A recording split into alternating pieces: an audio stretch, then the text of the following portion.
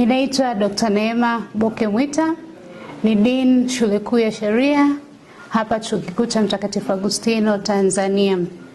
Shule Kuu ya Sheria ina program za taaluma 5 kuanzia ngazi ya cheti hadi ngazi ya uzamivu wa falsafa ya sheria. Na maanisha certificate in law, diploma in law, LLB, LLM katika maeneo makuu matatu. Nikimaanisha LLM in international law, LLM in human rights na LLM in economic laws.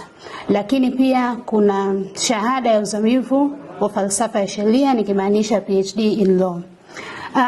Katika Shule Kuu ya Sheria tunawafunza wanafunzi wetu taaluma ya sheria kutokana na matakwa ya taifa kwamba taaluma wanatakiwa kuipata ni competence based, hands on. Tunawafundisha kwa kutumia kwa nadharia lakini pia kwa vitendo. Ukitazama mitaala yetu yote ina practical courses, tuna legal drafting and writing na moot court practice. Kozi hizi wanafunzi wetu wanazifanya wakiwa mwaka wa kwanza mpaka wanapohitimu masomo yao.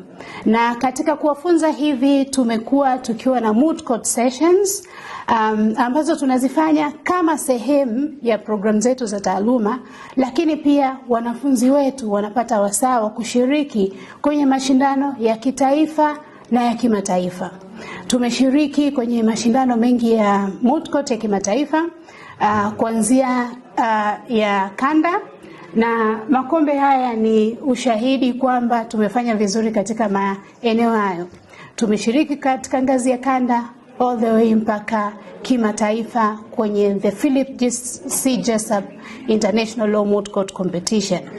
Na baada ya kuhitimu sheria katika Chuo Kikuu cha Mtakatifu Agustino, wanafunzi wetu wanakuwa na utofauti sana.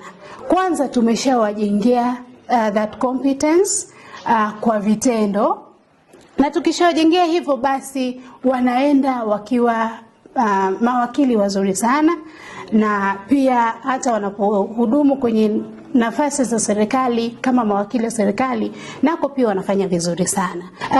Wakiwa wanafunzi hapa kuna utamaduni wa kuanzia jinsi wanavovaa mpaka jinsi wanavo communicate na wenzao. Tuna utamaduni kwamba kila Jumatatu na kila Alhamisi utawakuta wako kwenye proper attires za wanasheria, wamevaa suti.